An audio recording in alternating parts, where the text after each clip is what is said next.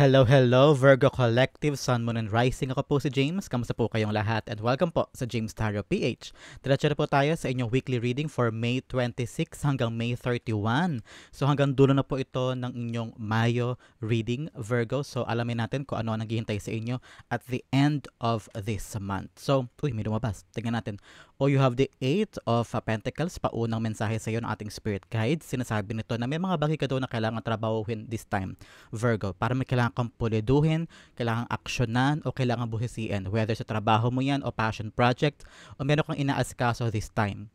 I'm hearing merong magandang balita about I'm hearing merong parang reward o pagkilala sa'yo because naging tama o na-accomplish mo ng maganda yung ginagawa this time around at the end of this month. So, isa yan sa mga mensahe sa'yo, Virgo, napakaganda. So, kunin mo lang yung makaresonate ka, Virgo, ha? At yung ibang impormasyon ay para po sa ibang Virgos yan, mga kapwa ko Virgos. Ang birthday ko po ay September 18. Kayo po, kailan po kayo pinanganak? Anong klaseng Virgo po kayo? Comment down below and saan pong area na kayo ng Pilipinas o buong mundo nanonood po ng ating reading for today. Talasan mo ang iyong intuition, Virgo, para makuha mo yung akmang-akmang messages na kalob sa iyo ng iyong spirit guide sa ating reading for today. So, thank you po ulit sa mga Virgo ko dyan, mga kapwa ko Virgo sa nagdo-donate po at saka sa mga hindi nag-i-skip ng ads. Maraming salamat po sa inyong generosity and kindness sa ating channel every time po na meron tayong reading. So, thank you again for your support and love, mga kapwa ko Virgo. So, Virgo, ano naghihintay sa inyo ngayong May 26 hanggang May 31? Inhale and exhale. At the center of your reading, you have the Star card. Ooh, a wish. Pag-usapan natin yan later. In the area of what you want, you have the Knight of Cups. Ooh, lovely, lovely, lovely. In the area of what you need, you have the Ten of Pentacles. Lovely. In the area of what's affecting your current energy, you have the Four of Cups. Lovely, lovely. In the area of your near future, meron kang Seven of Cups. Wow, options. Mga pinto magbubukas. Napakaganda nito. In the area of your challenge this week or obstacle, you have the Nine of Swords. Interesting. In the area of your fortune, you have the Two of Cups. Wow! Pwede itong kontrata, new job, agreement, negotiation. Yes. Kung meron kang tanong ngayon about something na makukuha ko ba yan? Yes. The answer is yes. So congratulations in advance, Virgo. In the area of your divine advice, you have the Two of Swords. So meron ka lang dalawang two dito, telling you that there are things na ngayon ay naka-aligned ka sa higher purpose mo. Kung anong gusto yung paggawa ni God, ginagawa mo dito sa lupa at ikaw ay aligned. You are protected also at talagang ginagawa mo yung destiny mo na gusto ipagawa sa iyo ng yung higher self. So congratulations. In the area of your outcome this week, Virgo, sa katapusan ng Mayo, wow, you have the Sun card. His happiness, freedom, enjoyment, kalakasan ng katawan. Some of you na may sakit, gagaling, congratulations. And ito'y parang kaligayahan for you, harmonious relationship with the people that you love in your circle today or this week katapusan ng linggong ito. Congratulations. Napakaganda ng ending of the month mo base sa ating cards na nasa spread. But first, at the bottom of your deck, ano yung lingering energy na kailangan mo ding pagyabungin o panghawakan this week? You have the Justice card. Ooh, interesting. Dito sinasabi sa iyo ng spirit guides mo, Virgo, to do the right thing. To do the right thing always, every day, every second na ginagawa mo. Parang this is a card of cause and effect, Virgo. Para ito yung card ng consequences. Yan. Kung ano yung ginagawa natin, iisipin natin palagi ano ba yung dulot, ano yung magiging ano yung epekto nito, ano ang magiging domino effect, not just for you, but for your dreams, for your inaasikaso, for your family, for your loved ones. So, ngayon na oras, Virgo, to really think long, hard enough sa mga bagay na ginagawa natin o pinagdedesisyonan natin sa buhay. Halimbawa, gusto mong ganito ang maging desisyon mo sa isang bagay, kailangan pag-isipan mo muna mabuti kasi ano kaya magiging epekto nito sa akin for the next 2 years, for the next month, ganyan. So, parang sinasabi ng spirit guides mo na kailangan mo daw talaga maging maging mabusisi sa iyo mga bawat hakbang, whether maliit man yan na desisyon o mga malalaking desisyon sa buhay mo. I'm also seeing here na this week, you should also look after the balance of your life. Very prominent itong scale na to sa ating reading, meaning parang kung ikaw ay labis-labis nagkatrabaho, nagpupuyat, nagpapakapagod sa trabaho, talagang laban, go. Parang sinasabi ng spirit guides mo na maglaan ka rin ng maraming oras at atensyon sa iyong recreation, sa iyong kaligayahan, sa iyong sarili.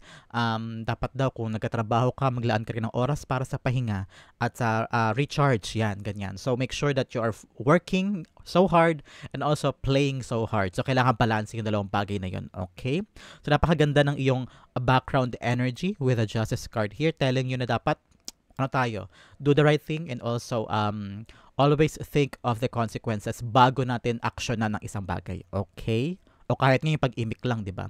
So, in your spread, meron kang ilang major arcana. You actually have two major arcanas. You have the Star card and the Sun card telling you that there's still hope for everything na gusto mong makamit this time around. Parang nasa iyo yung kagalingan. I'm seeing spotlight both sa dalawang ito because the Star card is para ikaw yung nasa spotlight, ikaw yung hinahangaan, ikaw yung the chosen one, ikaw yung ang magkakaroon this week ng parang opportunity to get what you want. And also with the Sun, parang ilaw yan, iliwanag yan, and you will know everything sa aspeto ng inaasikaso mo ngayon na parang, okay, maunawaan mo lahat sa paligid ng iyong endeavor, and everything will be bright, everything will be okay, at madali mo ma-actionan kung ano man yung mga bagay na gusto mo actionan this week. Okay? So start na tayo sa iyong napakagandang reading, which is I love the outcome for the week or for the end of the month. So at the center, you have the Star card here. Star card is telling you, uy, maaabot mo yung pangarap mo. Paakyat ka na. Paangat ka na. Huwag mo sakuan kung ano man yung dreams mo. I'm seeing here now with the help of Justice card, always step your best foot forward. Hindi naman nakausli yung paa niya dito. Indicating to me, your spirit guides are telling you na parang, uy, dapat lagi ang hakbang kung ano yung best option, kung ano yung best decision or best na strategy, ganyan. Nakikita ko dito na you are being favored by your spirit guides, by the ancestors, by the constellations above, that your dreams, kung ano man yung pinapangarap mo, ay talagang aligned dun sa mga bagay na ginagawa mo sa lupa. Like I said kanina, you have a 2-2 here telling yourself na kung ano man daw yung mga ginagawa mo, ay talagang yan ang nakatadhana mong gawin at payo yan sa iyo ng spirit guides mo sa langit. Nakikita ko rin dito na for a very long time, naging masigasig ka, pinaghirapan mo yung gusto mong gawin, hindi ka sumuko. I'm seeing someone very consistent. Very consistent sa kanyang ginagawa na kahit pagod, kahit puyat, nilalaban niya. And naniniwala ka dun sa pangarap mo. Naniniwala ka dun sa goal na matagal mong tinutumbok o matagal mong visualize sa isip mo. Kaya walang puwang sa'yo yung sumuko o magduda. Ngayon ang pagkakataon para talagang sipagan mo pa at ilaban pa yung mga bagay na gusto mong ilaban. Tingnan mo siya, ito yung mga pangarap niya. Pilit niyang kinukuha yung tubig na yun papunta sa kanyang realidad para mag-come up o mag-come true sa kanyang reality at makuha niya yung mga bagay na gusto niya. I'm also seeing here na continue keeping that faith. Faith sa sarili mo, tiwala sa Diyos, tiwala sa iyong path, na everything will be alright at matutupad mo yung para sa'yo. Okay? The Star card is so beautiful. A wish fulfillment is being confirmed by the Two of Wands. Wow, tatlong two na talaga to. Two of Wands, Two of Swords, and Two of Cups. Telling you, 222 is your lucky number this week. You're aligned, you're protected, and everything you're doing, like I said kanina, is really talagang gustong ipagkaloob sa iyo ng spirit guides sa taas. Parang ito ay destiny, this destined path. At walang kahit sino man sa paligid mo makakaputol ng destiny mo na ito dahil ito ay kaloob ni God sa iyo. At ginagawa mo talaga sa lupa. Sa Two of Swords, here nakikita ko dito na handa ka na. Handa ka nang sumuong sa bagong bagay to take that risk, to do itong plano mo na ito because Two of Wands is all about you planning things.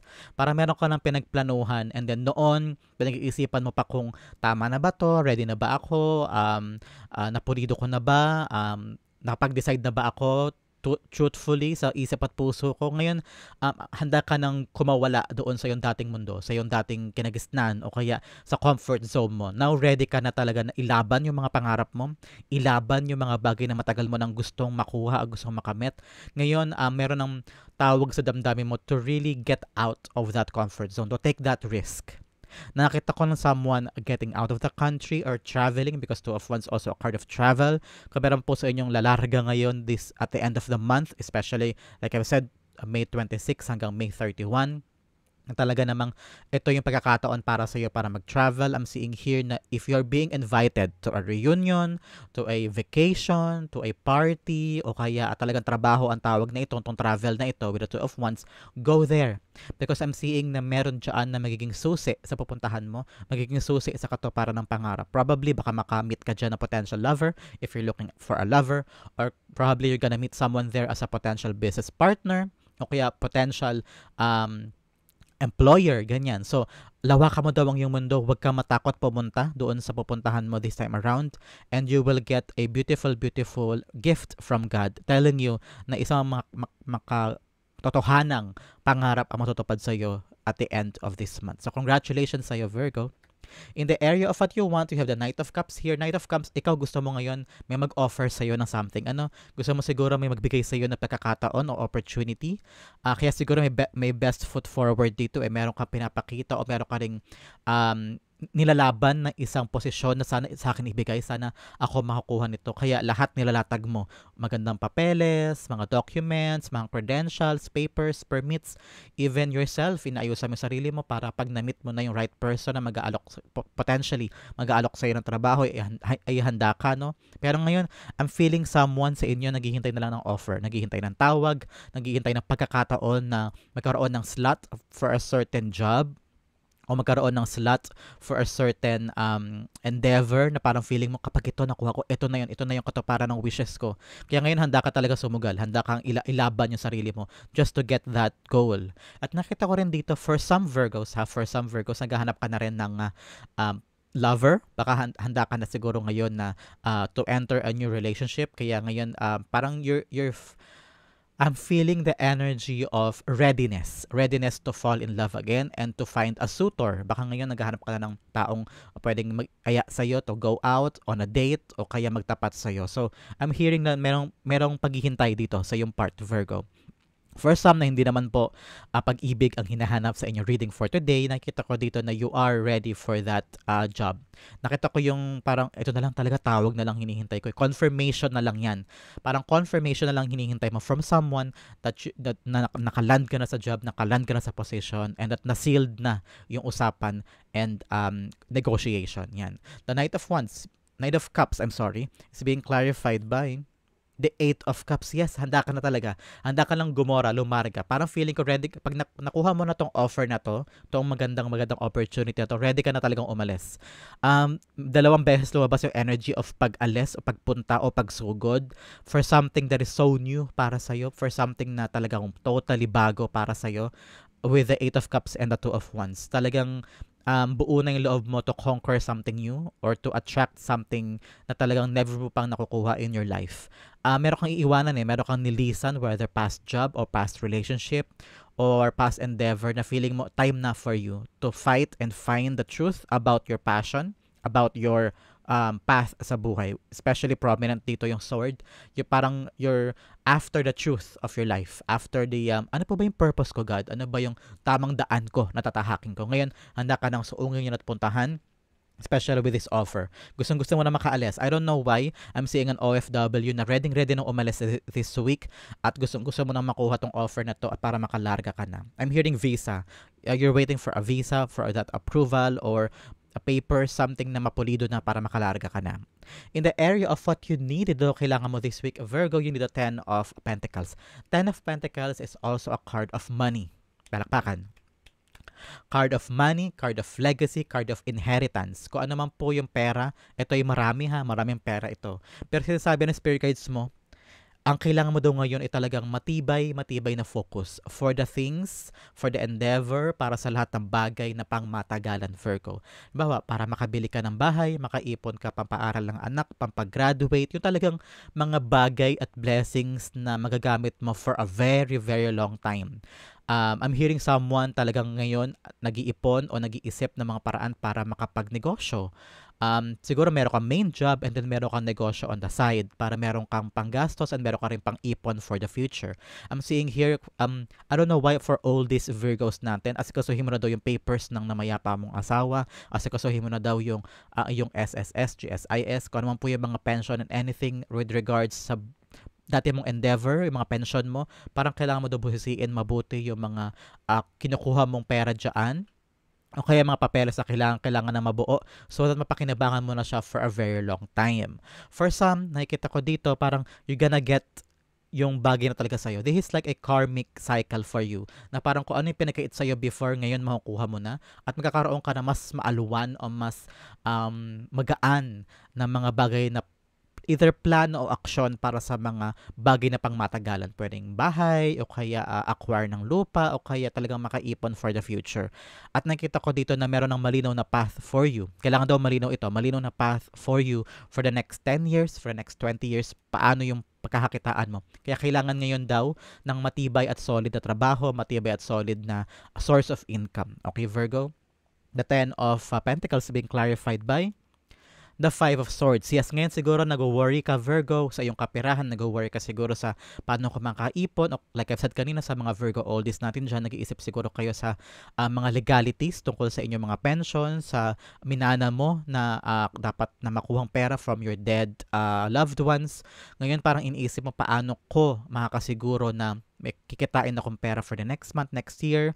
Ang dami mong bayarin siguro ngayon, dami mong utang, o may hinuhulugan ka bang bahay, may hinuhulugan ka bang property o kotse, and you're thinking a very good strategy kung paano mo makakabayad sa mga yan na also to make sure na makakaipon ka at hindi ka ganun mahihirapan.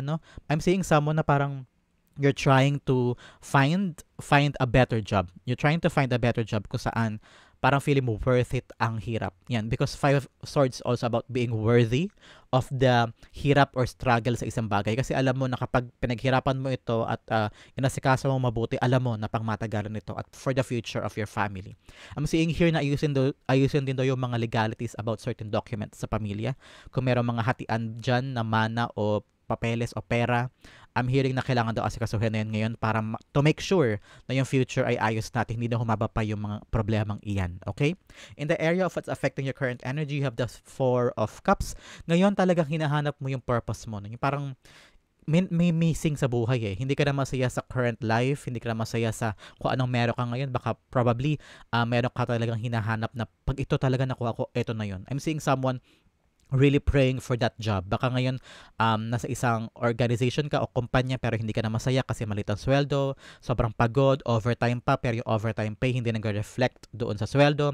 Ngayon naghahanap ka na ng better job, bigger job. Kaya itong 4th cup na ito yung blessing na hinihintay mo from God. At kaya ngayon talagang inaasikaso mo at handa ka ng sumugal o mag-come out of your comfort zone para habulin tong dream mo na ito na bunga ng iyong paghahanap sa mga bagay na nawawala o bagay na inaasam-asam mo sa buhay mo ngayon.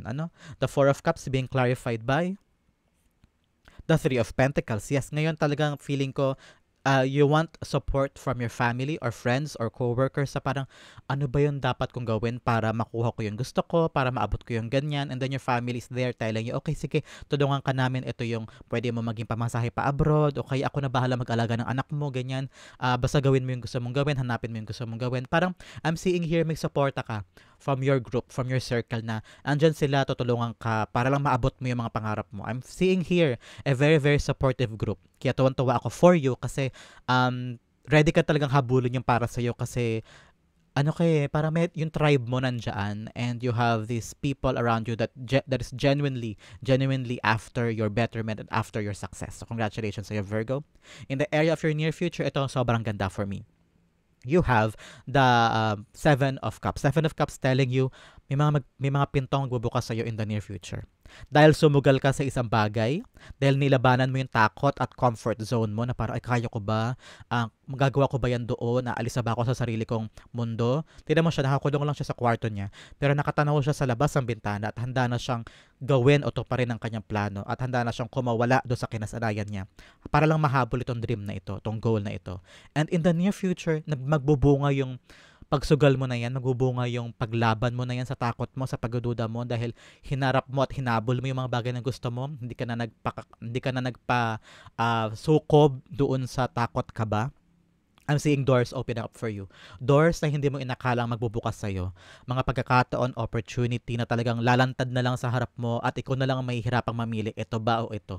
Di ba ang gandang problema? Ikaw na lang ang mag-iisip kung ito ba ang gusto ko over this. So there will be doors opening up for you that will challenge also your parang intuition eh. Ito ba ang maganda for me o ito? Alin dito ang pwede kong puntahan? I'm seeing yung mga dati mo pang pangarap makukuha mo. Yung mga dating i-visualize mo lang ng mga dreams and uh, intuition noon. Ngayon, magalan siya sa harap mo. And ito na siya sa buhay mo this time around. So, congratulations. Seven of Cups being clarified by the Hermit card. Yes, all of your things na hinanap-hanap mo na mahabang panahon, because Hermit card is like you having a long journey of finding solutions. Parang soul, ano to eh, parang nag-soul searching ka before.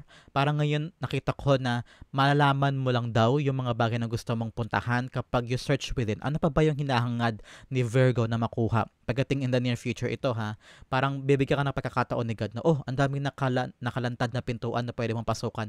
Ano yung isa pang purpose o goal ni Virgo na pangmalakihan in the near future? At yun ang papasukin mo. At yun ang makukuha mo. I'm seeing here na ito ay bunga ng pagkaladalangin na parang, God, dalin mo ko sa tamang path at papasukin ko po yun, ipagkaloob mo. I'm seeing na parang liliwanag ang isip mo and you will land on a bigger goal na gustong-gusto mo and you'll be very, very happy. Congratulations, Virgo. In the area of your challenge this week, May 26 to May 31 hanggang sa katapusan ng buwan na ito ng Mayo, Nine of Swords. Alam mo, Virgo, hindi ako nagulat dito na challenge mo ito. Actually, parang hindi ito challenge eh. Parang normal lang sa atin to, Virgo. Yung sobrang pag-iisip, sobrang pag-overthink, wala pa man, pero problema na natin. Ilang beses na nag-replay sa atin yung potentially na mangyayari, yung mga negative na potentially na pwedeng ma-encounter natin kahit wala pa naman, kahit wala mang ebidensya na pwedeng mangyari yon. So, ang challenge sa atin this week ay i-keep natin pababa. Huwag natin bigyan ng buhay sa isip at puso natin yung mga negative thoughts. Don't overthink things. Wag kang mag-worry daw. Wala pa nangyayari, kaya wag mo munang isipin. Gawin mo lang yung mga kaya mo today, bukas, sa isang araw, pa isa-isa kada araw para hindi ka rin mabigla, hindi ka rin ma-overwhelmed at hindi ka lalo ma-stress. Okay? Take things one day at a time. Okay? The Nine of Swords being clarified by the Nine of Swords. Wow. Kinlarify niya ang sarili niya, Virgo. The Nine of Swords being clarified by the Nine of Swords. Sabi sa rin Spirit Guides mo, in-explain ko na. Napakasimple sa iyo. Sa ating mga Virgos. Tayo po, kahit ako, nag-overthink din ako karaniwan. Lagi akong nag-iisip, tama ba to? Baka mali ito. Anong mangyayari? So, ibaba daw natin yung overthinking natin, mas magiging maligaya tayo. Okay? In the area of your fortune, ito napakaganda. You have the Two of Cups. Two of Cups, contracts, negotiation going well. Kung ito man ay paghahanap ng trabaho, ikaw makakuha ng trabaho na yan from HR, tatawagan ka na. I'm seeing na, yes, kung ano man itong nilalaban mo, yung kausap mo ay mag-oo sa'yo at makukuha mo yung receiving end na talagang pabor sa'yo. Okay, Virgo? Contracts ito, kaya matuwa ka. I'm also seeing here for other Virgos dyan na naghahangad ng pag-ibig, ayan na. Because this is also a card of soul matching, ganyan. So parang ito ay ngayon mamimit mo na yung taong para sa'yo at the end of this month. So para sa other Virgos sila naghahanap ng pag-ibig, but for some, titibay ang relasyon for others since sa area siya ng fortune. I'm also seeing here na kung talaga ang pinapagawa sa'yo ng iyong higher self ay ginagawa mo sa lupa, you are mutually agreeing for the passion and the path na para sa inyong dalawa. So congratulations, Virgo. So the Two of Cups being clarified by the Eight of Swords. Yes, ngayon parang kakawala ka na doon sa mga nakataling pag-iisip. Ngayon parang mako-confirm mo na, ay, buti pala nilabang ko. Ay, buti pala ginawa ko. Hindi ako natakot. Hindi ako nagduda. Hindi ako umurong. Because parang ang pumipigil lang daw sa'yo para makamit mo yung yes, makamit mo yung agreement, makamit mo yung pagsagot sa'yo ng sige, tanggap ka na. O pag oo sa mga bagay na gusto mo, ay ikaw lang, Virgo. Ikaw lang pumipigil sa sarili mo. Kaya cut mo na yan and fight so good sa mga bagay na gusto mo. Okay? In the area of your divine advice, sabi sa'yo ng spirit guides mo, always be decisive, Virgo. Hindi pwedeng takot ka. Hindi pwedeng urong-sulong o atras ka lagi. Dapat kung merong kakaharapin na problema, solusyonan mo agad, wag mong patagalin. And always believe in yourself, in your intuition. Pag nararamdaman mong mali, pag nararamdaman mo parang hindi ako sigurado dito, wag mo munang bigyang buhay o bigyan ng solusyon. Pag-isipan mo muna. Two of Swords also a card of really balancing things. Alin ba dito ang mas importante, alin ang hindi. Dapat daw malinaw sa isip mo yan. You have to have a very sharp mind and a very powerful intuition this time. Okay? Two of Swords being clarified by the Queen of Swords. Yes. Kung ano man ang mga desisyon daw na bubuin mo, dapat malinaw talaga sa isip mo kung ano yung potentially maging future ng desisyon na ito. Like I said here, with the Justice card, kailangan iisipin mo lagi yung consequences ng bawat desisyon. Tulad ni Queen of Swords, lagi niya iniisip, for the future kaya, for the next month, for next 2 years, ano kayang epekto ng desisyon na ito? Ano kayang epekto kung hindi ako mag-decide? Dalawang bagay, di ba? And also, Queen of Swords is a card also of paninindigan. Kapag ayaw mo, sabihin mo. Pag gusto mo, sabihin mo. Dapat lagi kang may boses. Hindi ka dapat nakikipag-compromise para sa mga bagay na hindi bukal sa puso mo. Dapat, if you don't want it, say no. If you want it, say yes. At kung may gusto kang bagay, ikaw mismo mag-approach, ikaw mismo ang maghanap, ikaw mismo ang sumugod at magsabi. I'm hearing na ito ang pagkakataon para ilaban mo yung sarili mo, ipakita mo yung sarili mo, and be decisive, okay? Yung outcome na super ganda, wala na atang gaganda pa sa Sun card, ay partneran natin ng additional message from the divine. Ano pa yung mga additional nilang gustong ipasabi sa'yo? Bumukas sa sila. Kunin natin. You have Tiger doing something risky, or like I said, risky dito. Something new, something risky. Taking a chance. Yes, take a chance for your dreams, especially this time, Virgo. Another message, Pig, beware of greed. O may mga tao daw sa paligid mo, naghahaman. So yan ang mga tao siguro, especially here with the Ten of Pentacles, mga kapirahan, legacy, your future, and pinoproblema mo yan this time around. So mag-ingat ka daw at pagtuunan mo ng pansin yung mga taong gahaman. April, so next year siguro ito o last month, ano yung mga magagandang attributes o special endeavor sa'yo sa buwan ng Abril.